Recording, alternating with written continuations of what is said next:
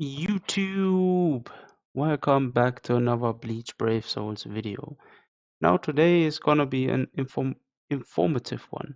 It's gonna be one for you guys to take new impressions of new units that have been released in the past couple of days and take it with you. Now I'm gonna talk about today is a new PvP tier list. Now with the introduction of the new Iwak, then beforehand the new Kurashiki, then Kenpachi, then a few other units like Thousand Year Blood War, Aizen, even Yamamoto. Things have changed, like the PvP meta and top tier PvP teams and units aren't still necessarily the same they used to be. And now I'm gonna break down today and show you guys what I think is the current meta and what undoubtedly is the current meta, let's put it like that, and a few units that have different tier categories and a few side notes to these. Now, knowing these, I've seen a similar tier list to this one on my Discord server with some friends of mine. However, I did make a lot of changes to it because a lot of the units were either on S tier or SS tier that should have been on another tier. So I've changed it around and made an own tier list out of it, which is more befitting for the current meta out there and for the current character charts. Now let's get right into this. Right, so there it is, the new tier list for the current PvP meta and with all the new characters that have been released up until now. Now, as you can see, the meta has pretty much been unchanged in terms of Jugram, Tsukishima, and Kenpachi, and Kurashiki and Yamamoto, as always on the top.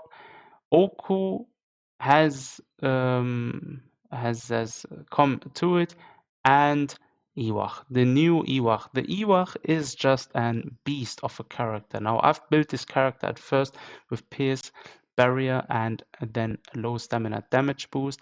However, now I've changed him to Pierce, Barrier, and Dodge, and he has a high survivability. He absolutely destroys Tina. I only have him at 1 of 5, bearing in mind, and he still gets the job done. He mostly takes out Kenpachi, Yamamoto, and Kurashiki without any difficulties whatsoever. I've already had a few matchups with him against Tsukishimas and Jugrams and Okus, and he took them out without any troubles as well, noting that none of these have been a Max Transcendent. Against the Max Transcendent, Kurashiki had his difficulties, but eventually he won. Knowing that the extra slot on that Kurashiki wasn't defense, it was attack. So yeah, maybe if he was built purely defense, he would have probably lost at 1 of 5, but still it's testimony to how good this unit actually is. And I already made a video on how good he is and what he can do in PvE. So in PvP, there is no doubt about his usefulness. And as for the other units, there isn't much to say. Kurashiki with his skill set is very OP.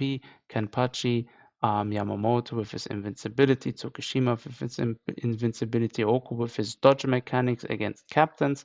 Very, very, very useful against Kurashiki and Kenpachi. However, he struggles against Yamamoto due to his invincibility.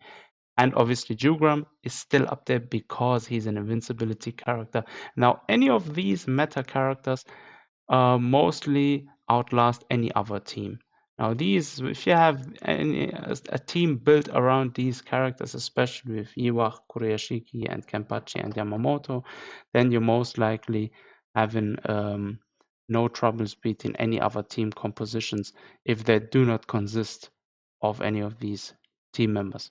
And that's basically the meta for the current PvP. This will probably change in the future too with the release of newer Brave Battle characters, so we'll see how it changes.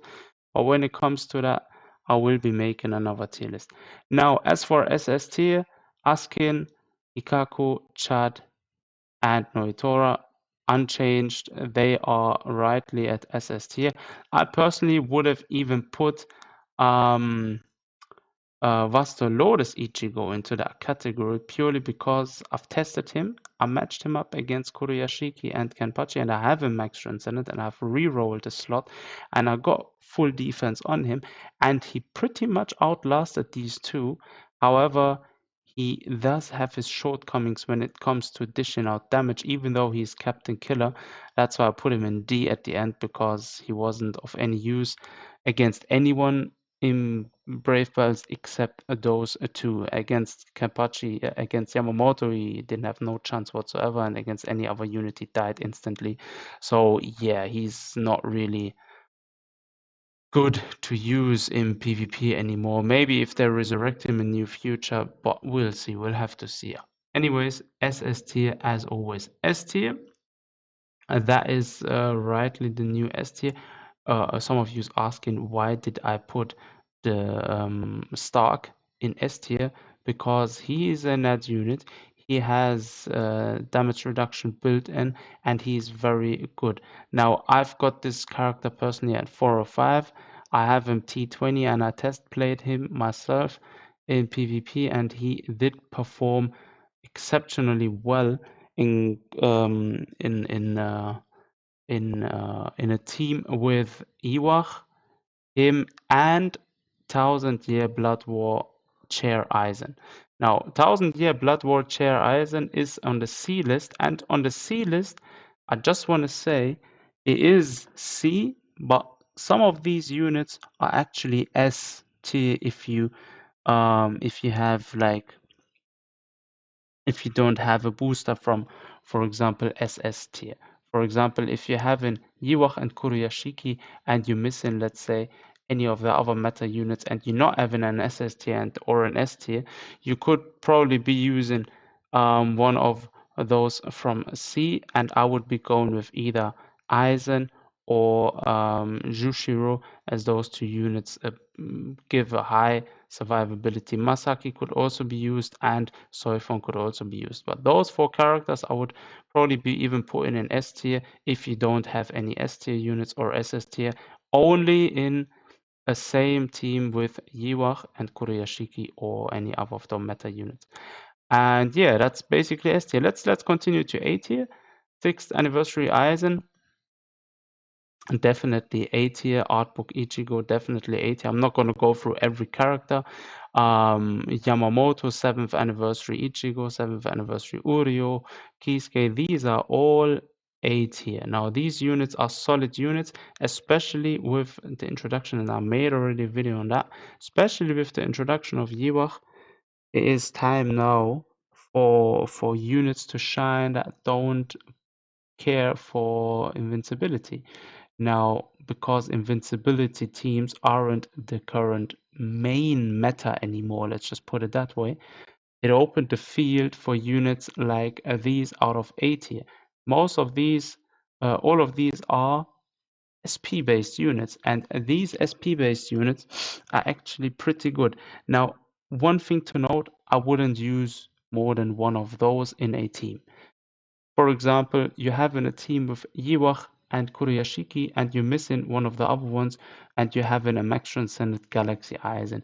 Use Galaxy Aizen, and if you choose in your matchups, match him up against somebody like Kenpachi or Kuruyashiki, and he will most of the time instantly KO them.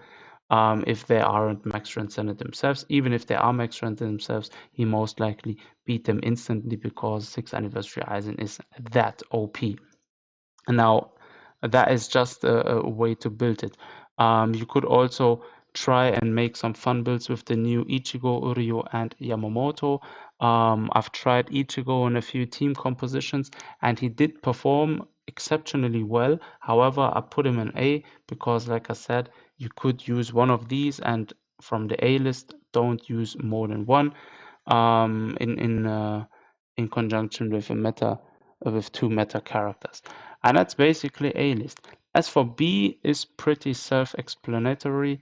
Yachiro and Yamamoto, in my opinion, are still very good in PvP. I would even put them up on S tier, to be honest. However, due to a lot of shortcomings, and there are just better characters than these two nowadays. I put them on B. On A, I made A a pure SP based character ranking. So yeah, that's why they are still on B.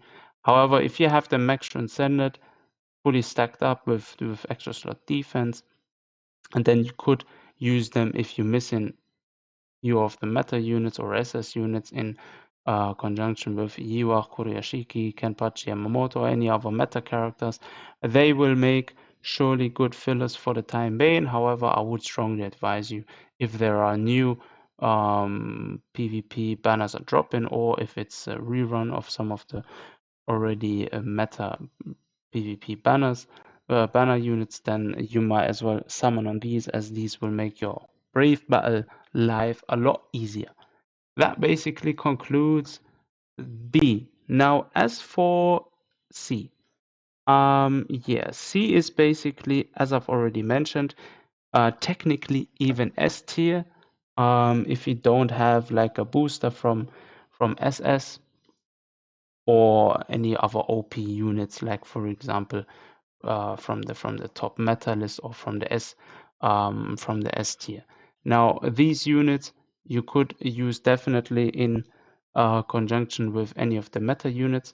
I've done a test run with 1000 Year Blood War Eisen, and he did perform very good, especially with his multi-shield ability. He did have a very good survivability. And that basically, it's all there is to say to see. You know, you'd have to play around with team compositions in order for you to see which team works best from you if you don't have the meta characters. If you have the meta characters, obviously, I'd advise you stick to the meta units. But yeah, generally speaking, it is always good building more than one team and choosing your matchups and choosing your team according to the matchup you're going to face. And that's the way a smart player approaches Brave Battles in Bleach Brave Swords. And now finally we are coming to D, and D is pretty self-explanatory.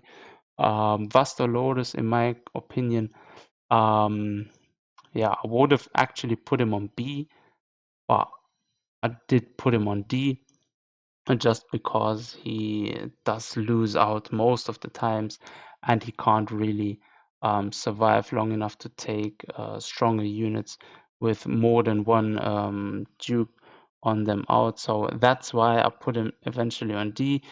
I hope he gets time to shine again in the near future. That would be awesome, because I really, really, really, really love this character.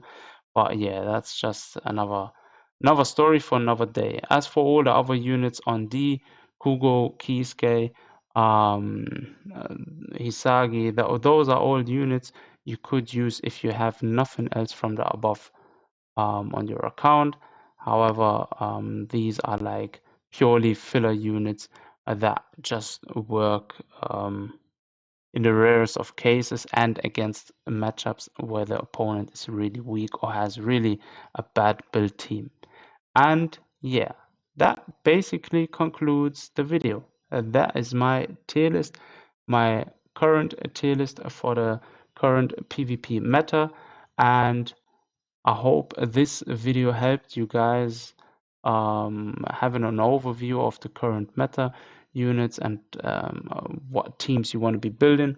If you're missing some of the meta units, choose some of the units from the mentioned tiers and maybe build a team around the characters you are having. But yeah, that's basically it from me today. I thank you guys for joining me again. See you guys next time.